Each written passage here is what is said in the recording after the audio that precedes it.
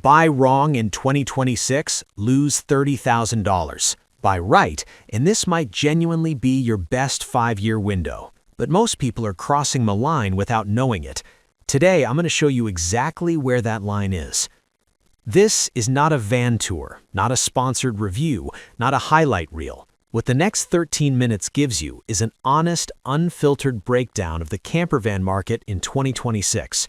Prices, inventory traps, manufacturer risk, financing math that most dealerships will never show you, and one insight specific to this year that could save you more money than anything else you watch before you buy. If you're a retiree ready to finally pull the trigger, this is for you. If you're a family trying to make van life work on a real budget, this is for you. If you've been researching for 2 years and still haven't committed, especially for you. And here's your early warning. Somewhere in the middle of this video, I'm going to make the case that most buyers in 2026 should not buy new. That's going to be controversial. The math behind it is not. Let's go. Section 1. The market whiplash nobody warned you about. 30 seconds of history, because without it, this market looks like an opportunity when parts of it are actually a trap. 2020 and 2021, the campervan market lost its mind. COVID grounded flights, closed hotels, and suddenly everyone needed a van. Manufacturers couldn't build fast enough. Dealers marked up inventory 20, sometimes 30% over MSRP. Waiting lists hit 18 months. People signed contracts on vans they had never physically sat inside. Then the correction hit hard. Interest rates climbed, spending tightened. That same inventory nobody could keep in stock was suddenly aging on lots for months. Manufacturers who had sprinted to meet demand found themselves dangerously overextended. Smaller converters, companies with real reputations, companies you may have been researching, quietly closed or got absorbed by larger players. Now, it's 2026, and here is what makes this year genuinely unlike anything before it. The market has not fully settled. Prices are down from the peak, in some segments dramatically, but they have not bottomed out uniformly. Some categories are still overpriced relative to their actual value. Others represent the best buying conditions in half a decade. Walk into a dealership without knowing which category you're in, and you will overpay. Or buy from a manufacturer that is quietly struggling, or land what looks like a deal on a van with a serious resale problem arriving in 3 years. And those price drops, which look like great news on the surface, that's exactly where the first trap is hidden. Section 2. What's actually gotten cheaper and why cheap needs a second look. The softening is real. Class B campervans, Sprinter conversions, transit builds, ProMaster-based units have dropped meaningfully at the entry and mid-levels. In 2021, a well-spec'd Sprinter-based van from a reputable builder was nearly impossible under $130,000. Today, comparable units are sitting on lots between $92,000 and $112,000, with real negotiating room on top of that. $30,000. That's a truck. 2 years of campsite fees, real money. But before you move, one question, ask it every time. Why is that specific unit still on the lot? Some are legitimate, overstock from manufacturers who built too much, dealer demos with low miles, 2024 model year vans that aged out of their prime selling window. Those can be genuine value. Others are sitting there because informed buyers walked away. European spec electrical systems that fight North American shore power, propane setups that Western campgrounds are increasingly restricting, and the one that gets people every single time, layouts that photograph like a dream and live like a nightmare. You know the one, dinette to bed conversion, 11 steps, 12 minutes, at 10 p.m. after a 7-hour drive. That van looks stunning in the listing. It will grind you down in real life. A price drop on a bad layout is not a deal. It is a discount on a problem you own for the next decade. But the layout problem, as expensive as it can be, is not actually the most dangerous trap in 2026. What I'm about to show you has cost buyers real money, and almost nobody covers it. Section 3. The manufacturer's stability problem. Here is the issue that matters most and gets covered least. Most campervan content is either sponsored or produced by enthusiasts who love their specific van and want you to love it too. That's fine for entertainment. It's dangerous for a six-figure purchase decision. The reality, the mid-market conversion industry is in a consolidation phase right now. Companies that expanded aggressively between 2020 and 2022 are contracting. Some have already been quietly acquired. Some cut their skilled workforce significantly. Some are still selling vans, still taking deposits, but operating with longer service wait times, reduced parts availability, and quality inconsistencies that come directly from maintaining output with fewer experienced builders. Here is why this costs you money specifically. A 5-year warranty from a manufacturer that gets acquired or shuts down in year 2 of your ownership is worth nothing, and at $80,000 to $150,000, the warranty is not a bonus, it is a core part of what you're paying for. Before you commit to any van in 2026, research manufacturer health, not just product quality. Specific questions to answer. Is their dealer network growing or shrinking? What do current owners report about warranty claim response times in owner forums? Have there been ownership or executive changes in the last 18 months? Are they actively hiring, or have there been quiet layoffs? The larger established players, Winnebago, Leisure Transit Vans, European brands with real U.S. distribution like Heimer, are relatively stable. The risk concentrates in the $60,000 to $90,000 mid-market, where smaller converters compete hard on price but operate on margins that leave no buffer for a down year.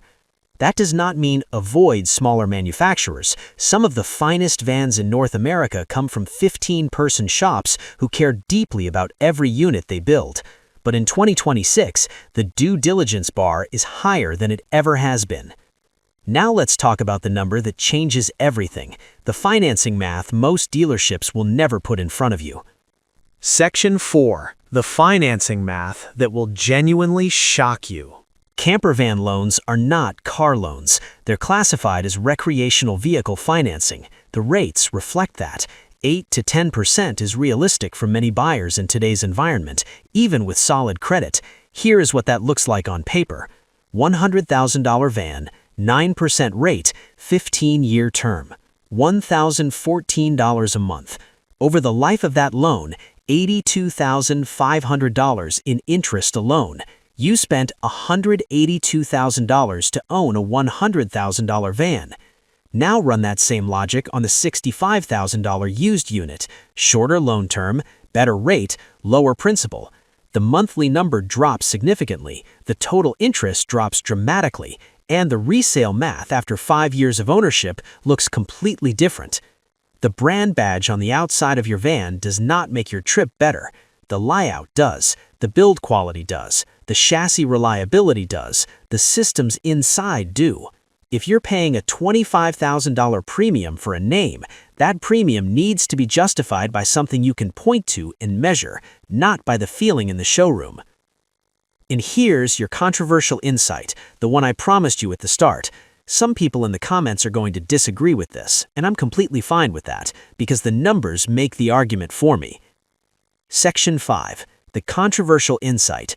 Used beats new for most 2026 buyers. For the majority of people watching this right now, a 2 or 3-year-old used campervan is the smarter purchase in 2026 than a new one. Not because new vans are bad. Some 2025 and 2026 builds are genuinely excellent. Better lithium integration, improved solar capacity, smarter standard layouts than what launched 5 years ago. But here is the problem.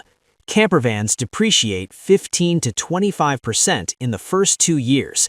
A well-maintained 2022 or 2023 unit from a reputable manufacturer has already absorbed that hit. The first owner paid the price discovery tax. You don't have to. And critically, if that van is run through 2 full seasons without major system failures, you have real-world proof of build quality that no factory warranty and no showroom walkthrough can provide. You're also buying a vehicle whose quirks are already documented. Owner forums, Facebook groups, the first owner's notes in the listing. That is intelligence that simply does not exist for a brand new model year unit. Now, the exceptions, and they're real. Full timing and need warranty security for psychological peace of mind. New makes sense. Specific layout requirement that genuinely doesn't exist in the current used market. New makes sense. Buying from a manufacturer with a strong transferable warranty and historically excellent resale, leisure transit vans, certain Winnebago configurations, the premium can be justified. But the retiree doing national parks for 3 months a year, the family with one major summer expedition and weekend trips otherwise, the used market in 2026, with prices where they are right now, is extraordinary for those buyers.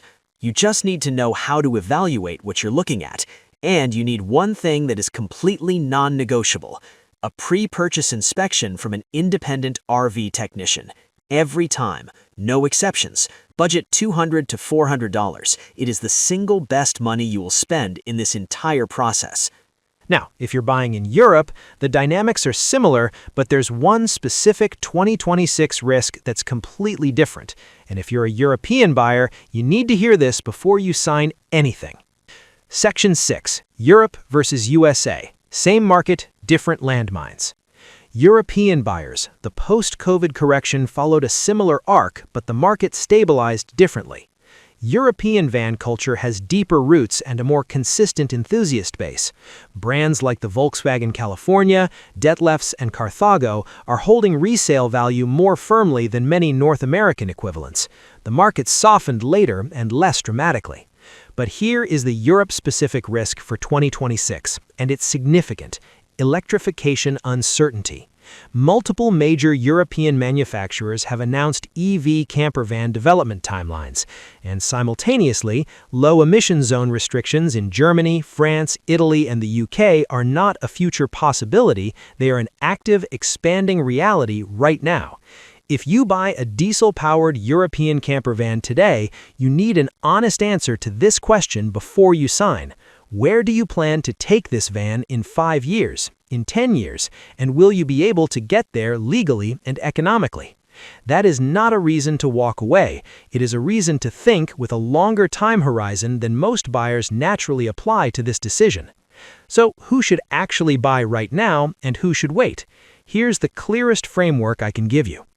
Section 7. The Buying Decision Framework. Buy now if you're a retiree or near retiree with cash or strong equity. You've done your layout research with real rental experience behind it. You're targeting a used 2022 to 2024 unit from a financially stable manufacturer, and you understand what you're negotiating. This market has room that hasn't existed in years. A disciplined buyer wins right now.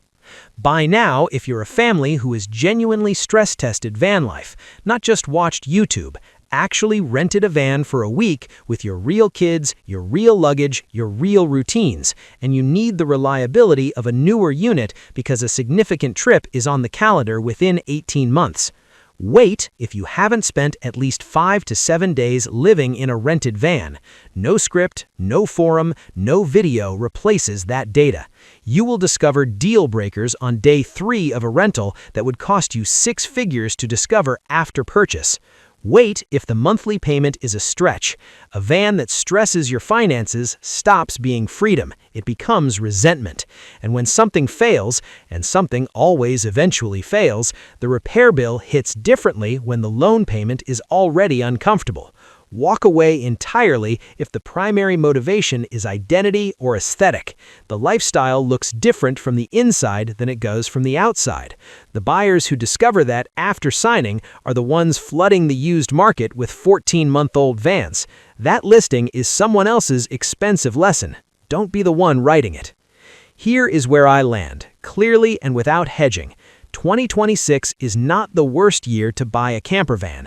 It is not the best year either. It is the year that rewards the informed buyer and punishes the impulsive one more severely than any other period in recent memory, because there is just enough good news on the surface to make a bad decision feel completely justified in the moment. Prices are down, but not uniformly. Inventory is available, but some of it is available for reasons that matter. Manufacturers are building good product, but not all of them will be there to honor your warranty in year 3. The financing is workable, but the 15-year math is genuinely brutal if you haven't run it honestly. The buyers who come out of 2026 ahead are the ones who treat this like a real estate transaction. They research manufacturer health, they get the independent inspection, they understand their financing before they're emotionally attached to a specific unit, and they buy based on how they will actually use this van, not on how they imagine using it when the road is empty and the light is perfect and the coffee is hot. That is a harder process than walking into a showroom and being dazzled by a gorgeous interior and a motivated salesperson, but it's how you end up with a camper van that funds your freedom instead of quietly draining it.